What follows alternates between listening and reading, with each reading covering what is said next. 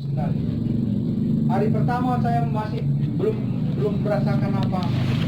Hari kedua pikiran saya sudah mulai dikacaukan, intimidasi, mungkin setan atau apalah itu ya. Ya setan itu mungkin sudah mulai berbicara. Ayo udah Antoni mau jadi apalah kau kalau udah kayak gitunya hidupmu jadi bukannya nanti kau sama orang lain gitu gitulah. Dan setiap malam ya setiap hari saya kalau mau kamar mandi merangkak. Saya punya istri yang sangat luar biasa, mendampingi saya selalu. Tapi saya kadang-kadang nggak sampai hati. Malam-malam saya mau ke kamar mandi, saya pegang dinding, saya ke kamar mandi, habis buang mau menyiram, selesai saya siram buang air kecilnya misalnya, lalu tiba-tiba mau taruhkan gayung, terjatuh. Terbangun pengawal saya.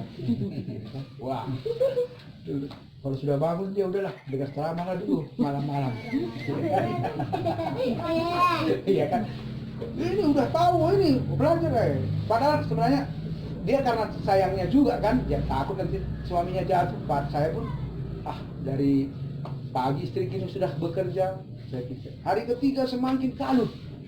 Hari keempat ya agak-agak sedikit tenang lah karena selalu dikuatkan oleh istri, selalu berkata begini.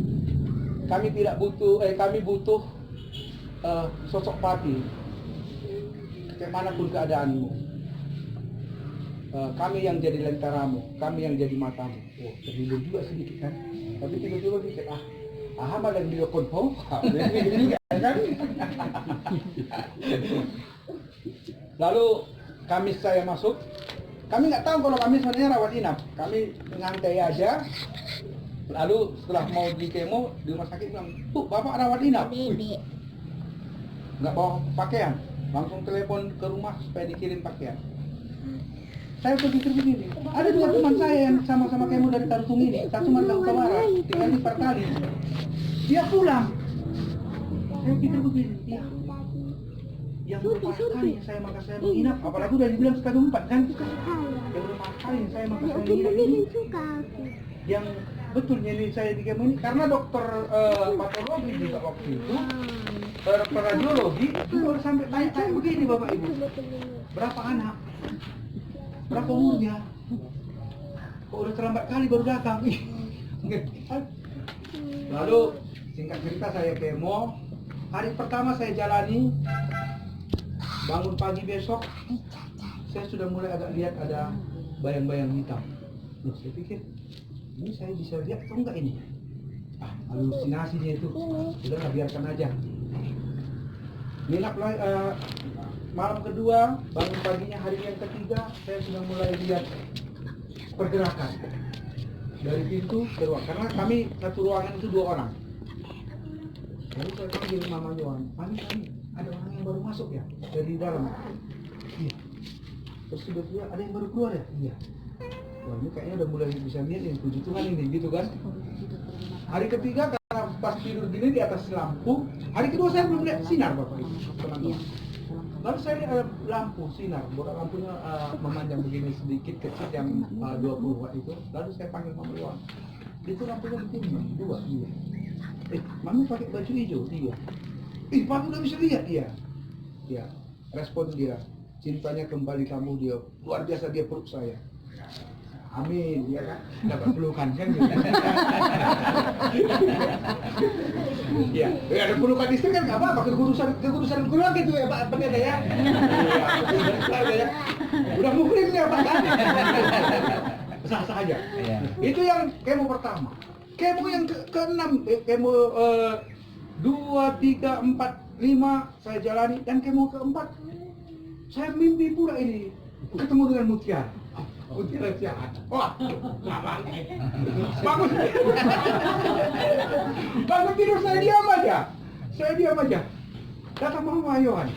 Saya sering khotbah dulu kan begitu Bapak Ibu. Saya harus katakan enggak ada lagi hubungan orang meninggal sama orang hidup. Tapi pada saat itu saya pun terganggu juga, jujur. Saya terganggu juga karena saya pikir, aduh maksudnya, wah orang si Mutiara di dalam mimpiku. Dengan pakaian emasnya pula itu ya kan? Kata Mak Yohan, kenapa Pak kok gelisah? Gue bilang lah, mimpi buruk aku tadi. Apa itu? Datang mutiara dalam mimpi. Nggak lagi hubungan orang mati sama itu. Jangan mau difitnah setan. Oh iya juga ya. Itulah hanya punya penolong yang tahu juga firman Tuhan. Jadi itu Pak. Yang keenam yang sebenarnya saya mau ceritakan yang satu dan yang keenam. Yang keenam Bapak Ibu, saya sudah ditargetkan bahwa saya kemo itu 6 kali dan 3 kali penyinaran. 6 kali kemo. Jadi yang kemo ke-6 itu harusnya 24 Februari. Dan biasanya sebelum kemo selalu ada pemeriksaan darah dan swab. Jadi 24 saya kemo, 23 saya periksa darah ke rumah sakit. Masuk rumah sakit aman-aman. Lalu periksa darah juga aman-aman, swab juga aman-aman. Yang tidak aman sebenarnya apa? Hasil swab. Swabnya aman, hasil swabnya nggak aman. Kami pulang ke rumah, lalu ketemu dengan anak-anak karena mereka juga sudah biasa kalau pas bapaknya besok mau kemo mereka kasih penguatan terus pakai sehat ya kami main-main rangkulan ini kalau Bang Donald tahu itu ya di pantas yang di depan itu Bang kan saya kadang-kadang tidur di situ lalu jam 6 atau setengah 7 bunyi telepon HP saya diangkat itu saya dan dikasih sama istri bukan sama saya itu nggak curiga juga ya kan. Lalu rupanya ini telepon dari rumah sakit yang menyatakan kemo saya tertunda. Tertunda? Kenapa? Saya dinyatakan positif.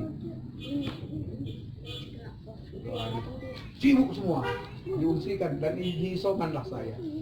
Isolasi mandiri. Hari kedua saya isolasi. Saya kemana saya tiba-tiba datang minta bir brand. Yohan ternyata demam. Hari ketiga saya isolasi, Yose lagi panas. Karena rupanya pagi-pagi memang di bawah pinang udaknya dia di bawah udaknya adik saya ke Onan, ke Onan Pasar 5, hujan-hujan. Oh, pagi katanya. Hujan-hujan. Waduh, saya hanya bilang begini, Tuhan, udah gak sanggup lagi aku dengan keadaan ini semua. Hanya karena pertolongan-Mu lah, kumohonkan, menguatkanku.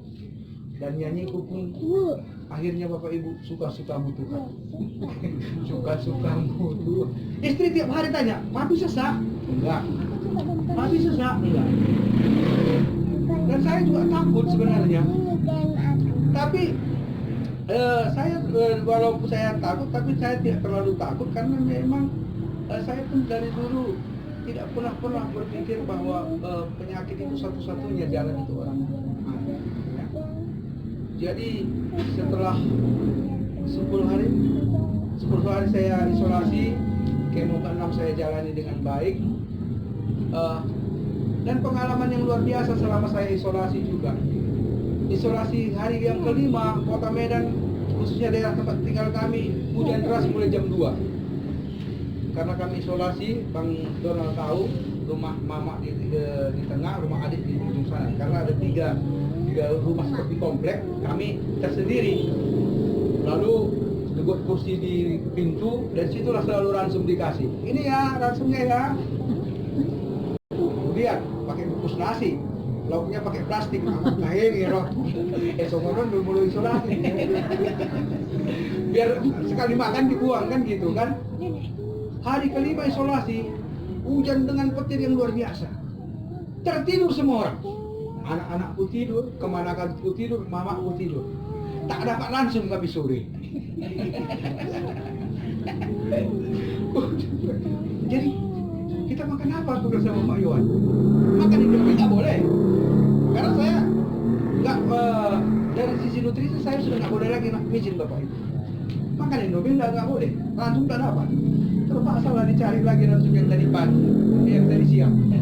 Itulah sisa-sisa langsung siang itulah dimakan. Luar biasa juga nikmatnya rupanya kalau lapar. Ya kan? Nah, kemo ke-6 kami jalani bulan April. Tanggal 9 sampai dengan 13. Lalu 10 hari berikutnya saya scan kontras. Lalu 2 minggu setelah scan kontras pembacaan hasil tepatnya waktu itu tanggal 6 April. Dokternya katakan Bapak nggak lanjut ke penyinaran karena tumor nasofaringnya sudah bersih. Saya dengar itu Bapak Ibu, jujur saya meneteskan air mata. Saya bilang sama dokter, dok, kalau nggak karena prokes dan karena dokter puasa, saya sudah beli dokter. Memang dokternya laki-laki. Yang mau saya saksikan Bapak Ibu sebenarnya begini. Selama proses kemoterapi ini sebenarnya ada beberapa hal dalam perenungan yang saya lakukan. Yang pertama, betapa saya semakin dikuatkan oleh firman Tuhan yang pernah saya sampaikan kepada orang lain. Kenapa? Karena begitu gampangnya kadang-kadang mungkin saya berkhotbah menghibur orang, mengatakan ya berharaplah bersandar kepada Tuhan. Tapi dikala saya mengalami kebutaan yang hari itu saya sendiri nggak ngerti betapa kacaunya pikiran saya. Ya. Kalau COVID itu kemarin saya tidak terlalu apa, tapi waktu mana maka saya katakan kemarin sama orang tua, sebenarnya penyakit ini tidak bermasalah sekali bagi saya, tapi mata saya ini menggelisahkan hati saya. Dan memang tadi kami cerita-cerita, kadang-kadang kenapa? Ya, saya sudah kena stadium 4. Saya akhirnya bisa menjadi saya tidak pernah memang bertanya sama Tuhan kenapa saya kena penyakit Tuhan. Saya selalu katakan apa rencana Tuhan. Dan jujur dan saya sangat bersukacita. Selama di rumah sakit ternyata saya akhirnya menjadi motivator menguatkan orang yang mau kemo. Artinya kemo yang pertama.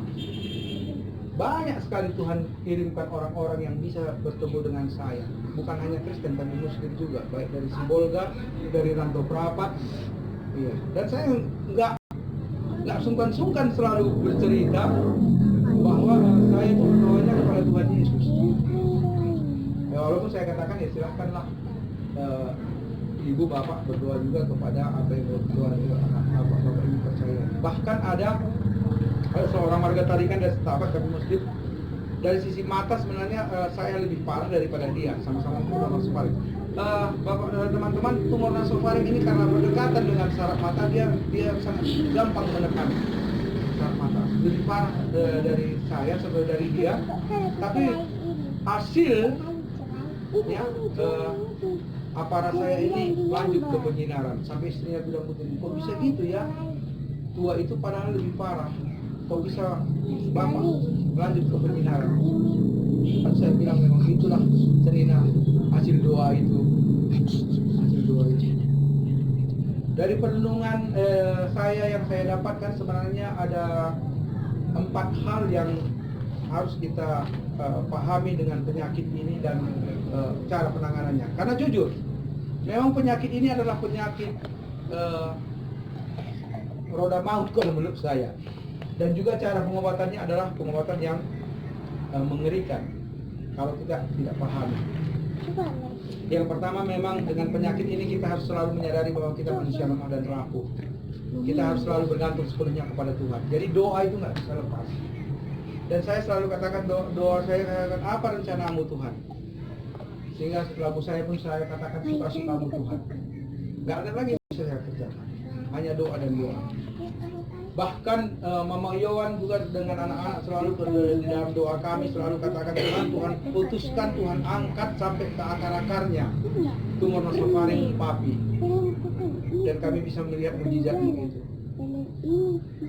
dan tidak diturunkan kepada keturunan karena ada kemungkinan katanya diturunkan itu. Lalu yang kedua adalah semangat. Kenapa sebenarnya banyak sekali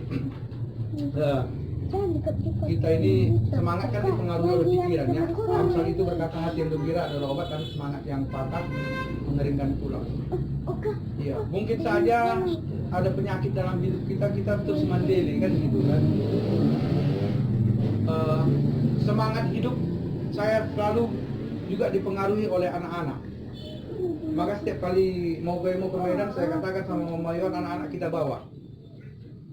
Kalau tinggal justru terganggu pikiran saya, ya kan? Terganggu pikiran saya. Maka mereka ikut ke Medan Warawiri, walaupun sebenarnya ada teman-teman yang udah Pak di sini aja lah, biar bersama dengan kami yang antar sekolah. Tapi saya pikir justru terganggu nanti pikiran saya.